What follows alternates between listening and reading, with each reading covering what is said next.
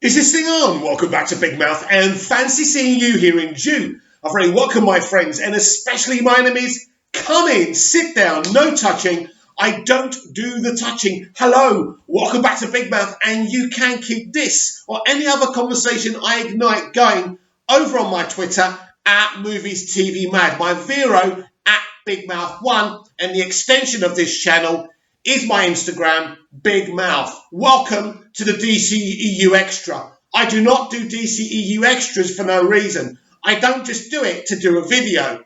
Something very exciting is going on with DC Films. Now, I could have waited to do this tomorrow on tomorrow's DCEU Daily, but I think we really need to talk about what's going on. The media are spreading some stuff. I've got a big article to read about the future of the DCEU from Variety. Variety is a respectable site. It's a respectable entertainment media. They obviously know something. They obviously have a direct line into Warner Brothers as well. But before we read that article, right, Jeff Snyder, the blogger, has said this. No deal yet, but Bad Robot is expected to get first crack at producing the new Green Lantern movie. If JJ is interested, speculation had him rebooting Superman, but Green Lantern is the DC property that Bad Robot is most likely to get its hands on first, given JJ's experience in space. So this is very interesting. Now, I read this and I thought, okay, that's kind of exciting as well. But then this popped up from Variety. So this is the header before we even get to the site. Warner Brothers currently has no plans to release the Snyder Cut of Justice League, either in theatres or on HBO Max. That's a pipe dream. There is no way it's ever happening. Now, this is from Variety, don't forget. So as frustrated and as angry as this makes me, I haven't read this yet, but it looks very big. DC Film plots future with Superman, Green Lantern, and R-rated movies exclusive. Let me repeat that to you. DC Films plots future with Superman, Green Lantern, and R-rated movies. So here we go. Who's this by? Brett Lang and Justin Kroll. So Justin Kroll has got a direct line into all the studios. He knows things, right? So let's have a look at this. DC Films appear to have hit its stride, rebounding from the commercial failure of Justice League and the critical drubbing of Batman v Superman: Dawn of Justice. With a few well-timed box office successes, Aquaman and Joker both generated over $1 billion at the global box office, becoming the first DC productions to reach those lofty figures since Christopher Nolan wrapped up his Batman trilogy. With 2012's The Dark Knight Rises, the studio also scored with last spring's Shazam, a cheeky spin on the spandex genre, and has high hopes for the upcoming releases such as Wonder Woman 84 and Birds of Prey. They're on the upswing, said Sean Robbins, chief analyst at boxoffice.com. They had a rocky period, but they're starting to find their footing.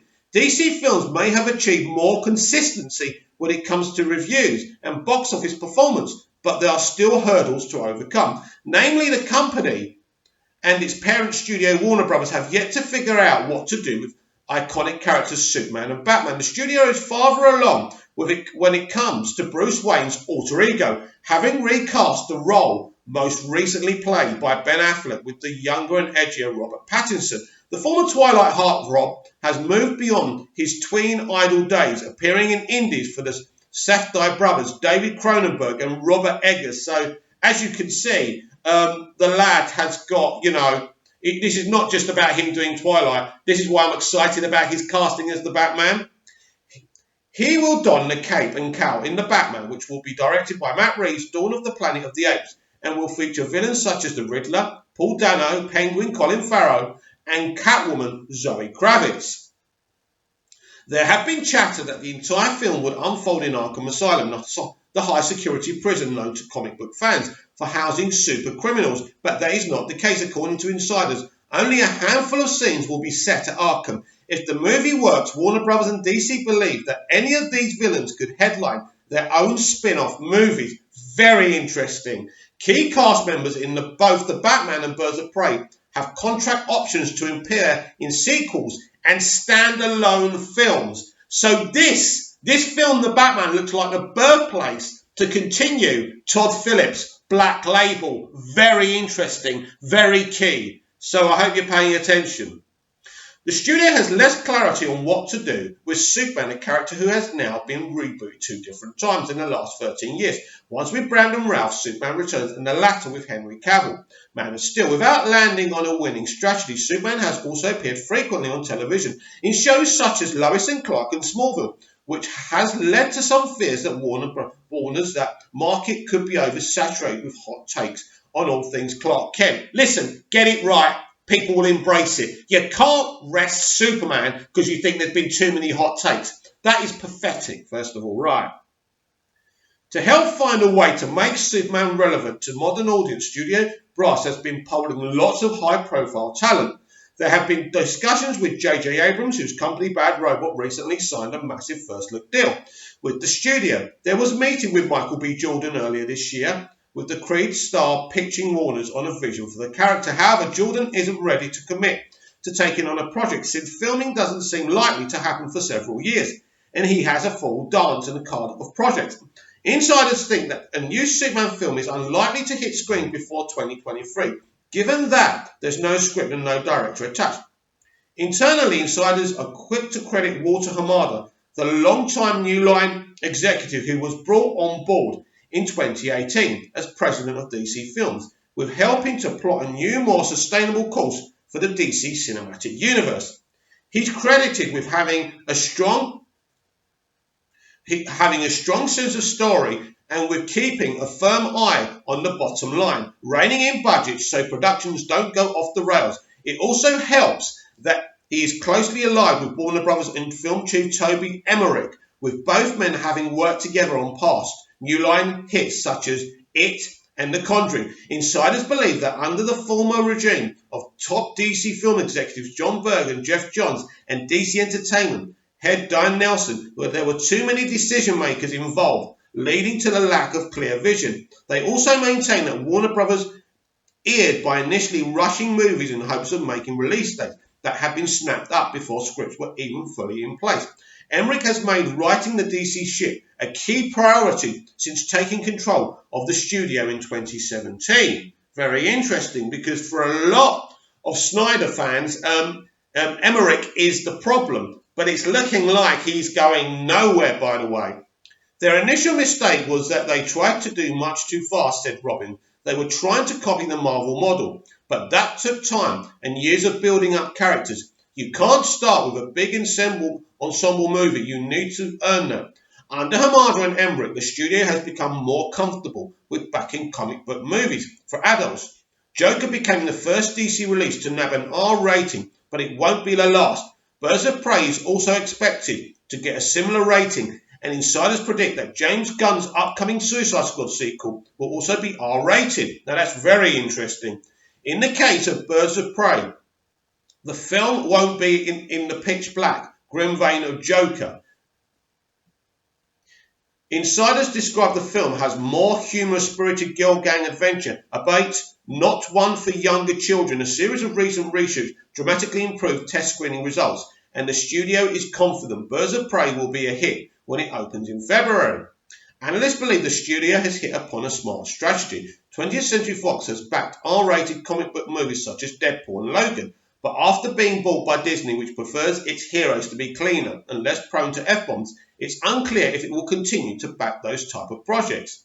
There's a huge appetite for R-rated superhero movies, and if Marvel isn't going to step up, that presents an opening for DC to tap into that audience, said Jeff Bock, an analyst with who's this Exhibitor Relations, whoever that is. This is fascinating, by the way. This is fascinating. Beyond embracing the darker undercurrents of the DC canon, the company is also revisiting characters that they believe were ill-served by previous big-screen adventures. Green Lantern Corps remains a priority despite the fact 2011's Green Lantern was a high-profile commercial disaster. Johns is delivering a script at the end of the year. Massive. The project may be presented to Abrams and Bad Robot to see if the company would be interested in producing the picture. However, Greg Berlanti, another major talent on the Warner lot, is partnering with Johns on a Green Lantern television show. There's speculation that relationship could lead to his involvement in the feature film. So, to get back, Jeff Johns is delivering his Green Lantern Corps script at the end of this year. We all were wondering what was going on here. These are people, as I say, who have a direct line. This is coming from Warner Brothers. Not their voice, but they are echoing what Warner Brothers have told them. This is very interesting. This is why I couldn't wait till tomorrow to do this. Warners and DC also still have faith in Ezra Miller's smart-ass interpretation of The Flash and are proceeding with developing on a standalone film based on the character. DC has tapped IT director Andy Muschietti to oversee the movie and has enlisted Christina Hodson, Bumblebee, to write the screenplay. Hodson will finish the assignment that before moving on to write a screenplay for Batgirl. So Batgirl's still happening. Production on The Flash won't be able to start until Miller's finishes up work, the next Fantastic Beasts film, which means that cameras are unlikely to roll until 2021. Now that's interesting.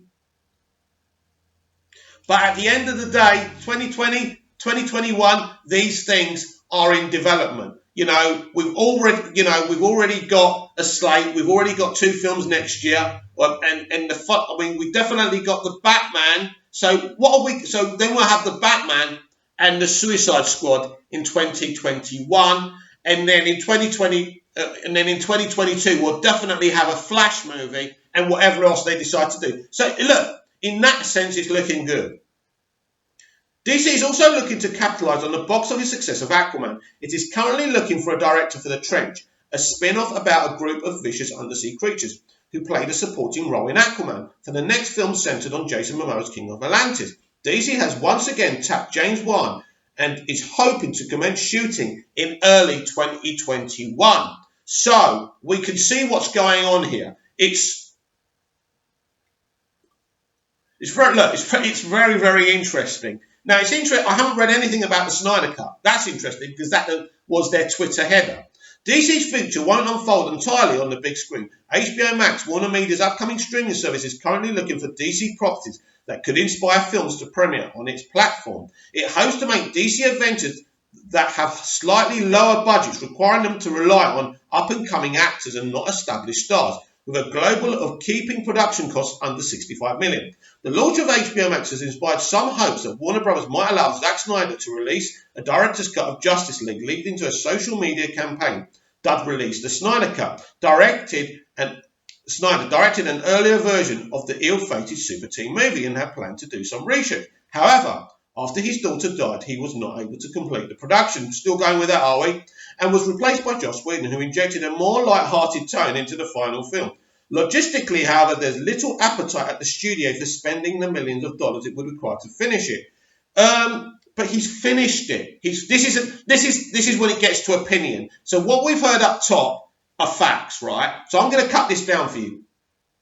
To finish visual effects and editing work on Snyder's version, particularly as Justice League was a commercial disaster. There are currently no plans to release a Snyder version either in theatres or HBO Max. That's a pipe dream, said one knowledgeable insider. There's no way it's ever happening. Right.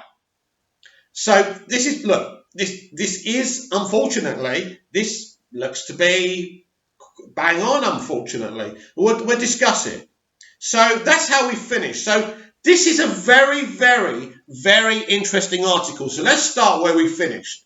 They're saying there is absolutely no way Release the Snyder Cut is going to happen. So, as I say, this is Variety. This isn't John Campea. This is Justin Kroll. So when Justin Kroll reports something, he's pretty confident. So unfortunately, tragically, it looks like we're not going to get the Snyder Cut. How should we feel about this? Should we feel dejected? No. Should we stop hashtagging Release the Snyder Cut? No. We go on. We carry on. But this shouldn't make us bitter and angry towards their future plans. So we already know they are looking to get someone to write and direct a Superman movie. We also know that Jeff Johns is going to be delivering his Green Lantern core script at the end of the year. It would look like J.J. Abrams might direct that. Don't know about that, but that's what it's looking like. Now, in terms of Superman, they're saying probably no shooting for that till 2023. So that's a long way off for Superman. I would imagine, though, there's still an opportunity.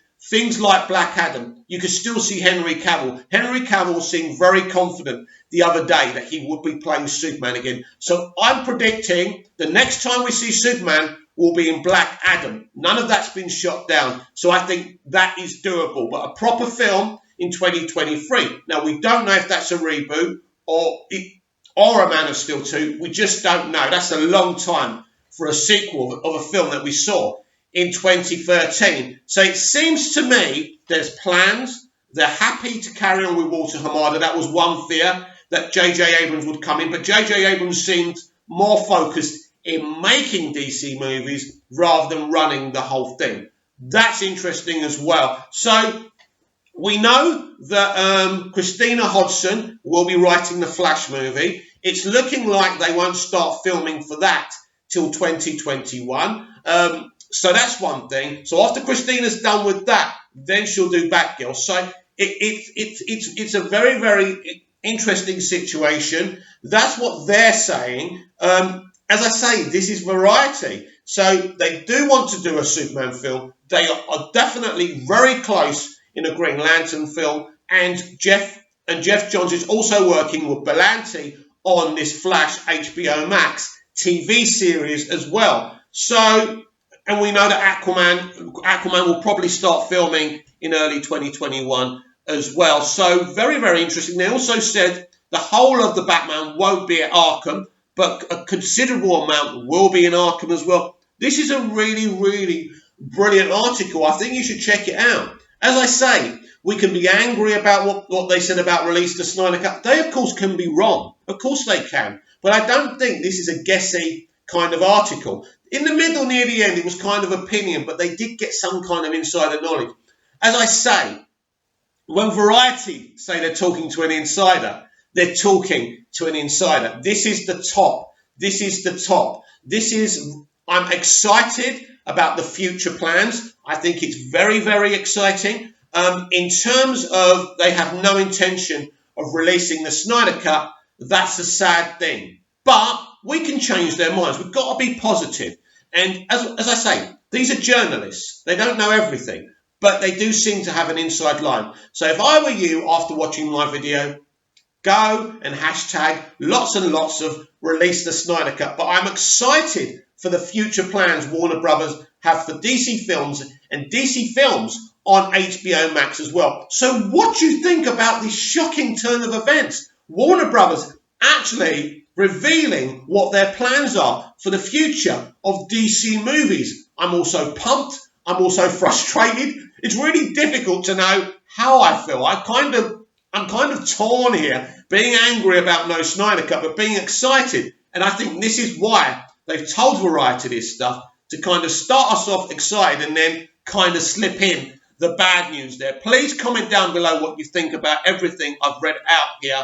Like the video if you liked it. Share it. Share the channel. Let people know. As you can see, as soon as this broke, I was here. So I shall probably see you now tomorrow. Not now. Tomorrow for tomorrow's edition of the DCEU Daily, where we will get really much more deeper into this article. And you don't know, by tomorrow, more news may have broken. See you tomorrow.